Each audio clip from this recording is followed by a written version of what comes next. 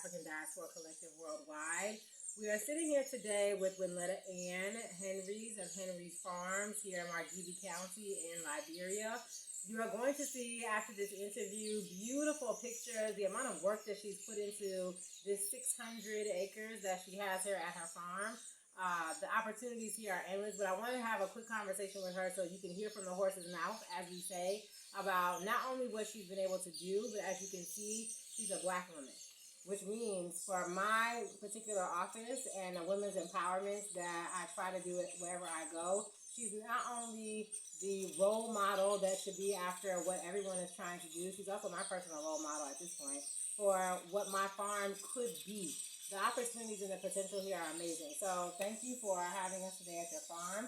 I want to just ask you a couple questions about what made you get into doing this farm here in this particular way. Okay. So it evolved. First of all, my father did agriculture. He had a farm. His father was a big politician. He was Speaker of the House, so he had a lot of farms that his children inherited. So as a child, I went on the farm for weeks for vacation. Okay. Yeah. Then growing up, my mother worked for concessions. Farm. The last place she worked was with a farm concession. So I worked at several international organizations, and the last place I worked was one of these agriculture concessions that I had grew up on, and I had started being managing other people's businesses in my 20s, and I decided I would retire early and manage my own. Okay. So it started out as it was supposed to be a rubber farm for my retirement plan, but then it quickly evolved into oil palm and then mixed fruits, including coffee, cocoa. And the more I did, the more I enjoyed what I was doing. I realized other people will be interested in this way of life.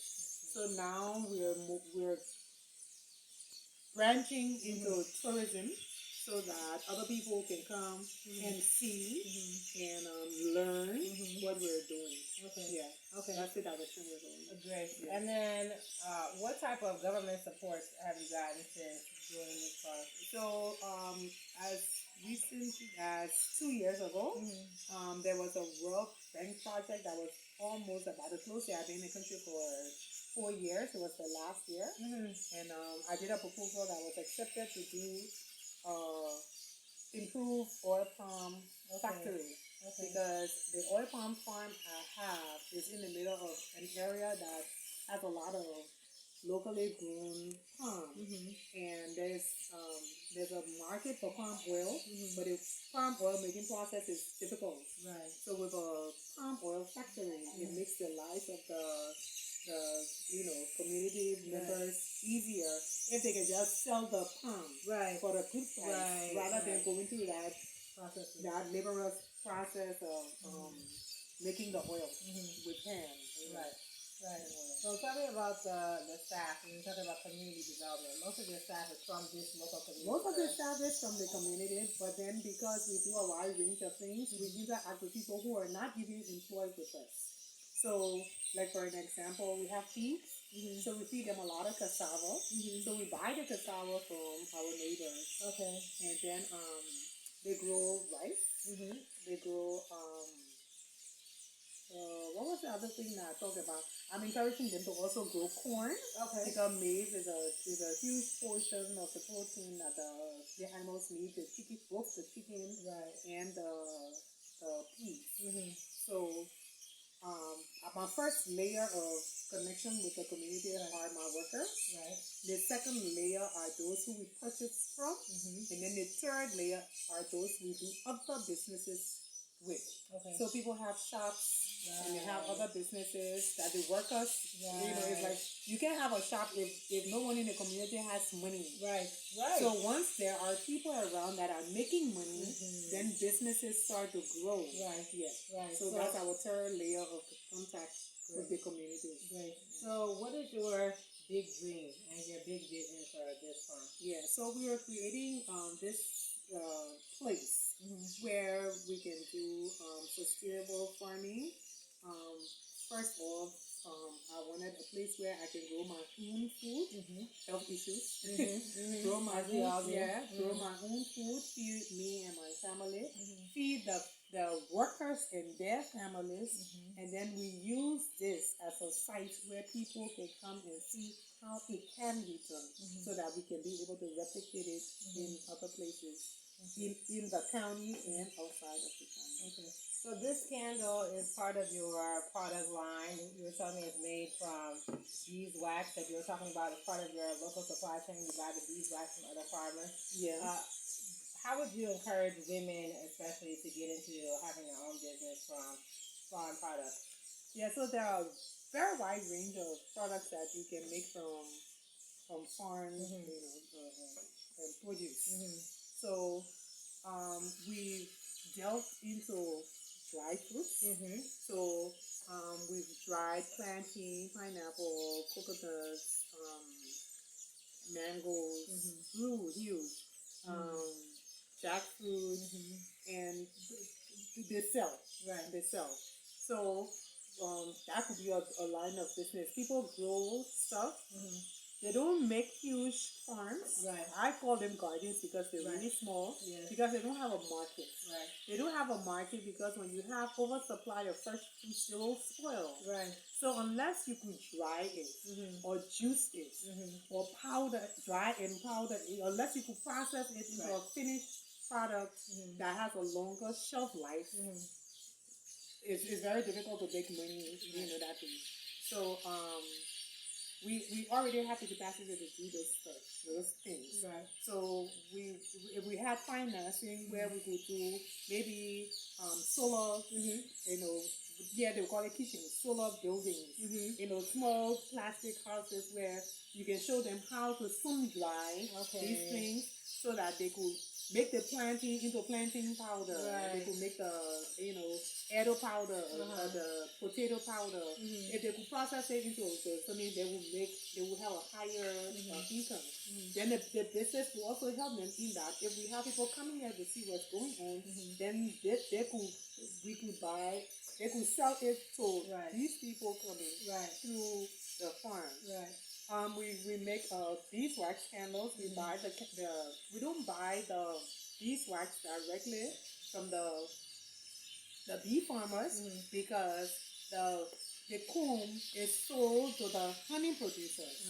So the honey producers extract the honey and then they're left with the beeswax. So we buy the beeswax. So it promotes the business, but currently we're not dealing directly with it because for the bee farmer is not really producing honey. Right. They're farming the large quantity, and they're selling it to the larger. So currently, the last maybe 20 or so sales that were made, not sales, purchases that were made was made from Liberia Pure.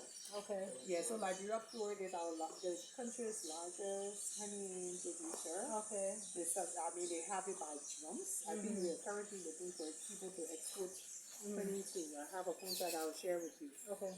And then we have other additives. We make them in different colors and fragrances. Okay. So this is orange. The fragrance is citrus, and the color is orange.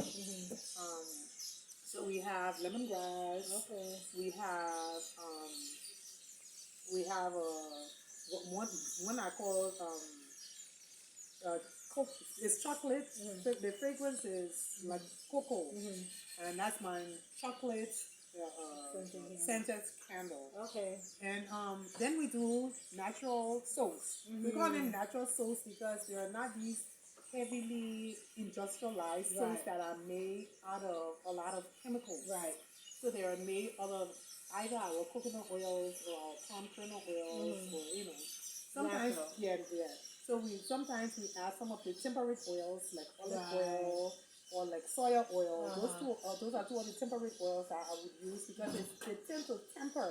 Our oils tend to make the soap bars too hard. Okay. They're long lasting, but they're hard. Right. And if you're looking for different types of results, you have to do different types of oils. Okay. So you have soaps that will cleanse skin. You have soaps that will clean, meaning Right. remove. Right. So one is moving rashes, and another one is moving spots. Another person just want a massage. They already Right. have really good skin. They just want to feel Right. Right. like they've had a Spa day. mask. Right. That they had a spa day. Yes. So they would have a soap, Okay. something like that. Okay. So so we have a range of soaps, and then we have we do body butters too. We do cocoa and shea butter mixed with, and the same thing we do colors and fragrances. Okay. So we do jams, we do powders, we do soaps, we do candles, and the potential is there to do much more. We can start when we start to we do peppers also. One of the things I learned when I was in Ghana is how to do the shuto. The shuto. You hear that, people? Yeah, the shuto. I'm interested in the shuto because we love pepper in Liberia. Okay. But we use the fresh pepper. It's not long lasting. Okay. If you make a pepper sauce, it has to be refrigerated. Okay. And you know shuto can last a year on your dining room table. Yes. Because it is made out of dried ingredients. That's the key. Yes. Outside of the spice, the special spices that are added. Right. So I've now developed a recipe to Liberianize it because we don't use the same spices they use in Ghana, so it might not have a Liberian market. Shuto might not have a Liberian market because of those things, that particular taste. Right. So we can do all of our Liberian ingredients but dry. Nice.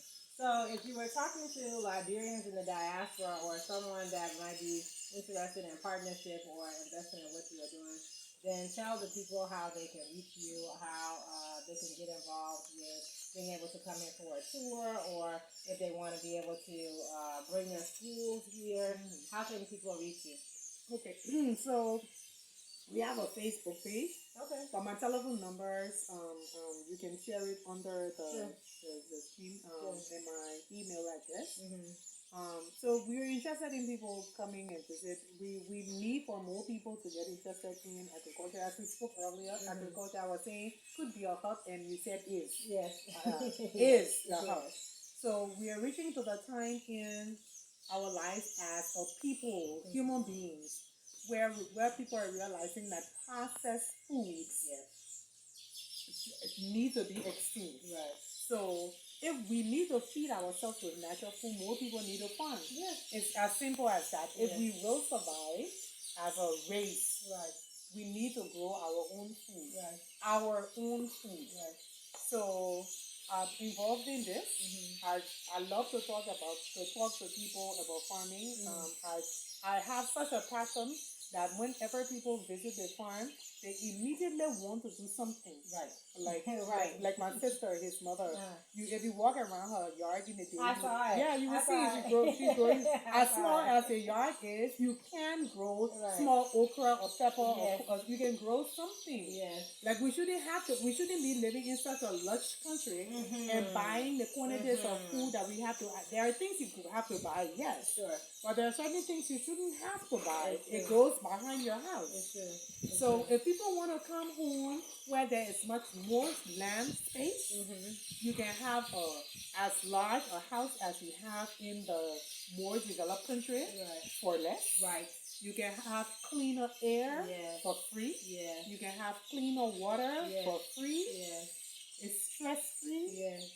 You know, so I mean, this is what it's about. And at the same time we're doing this, we are creating jobs for people.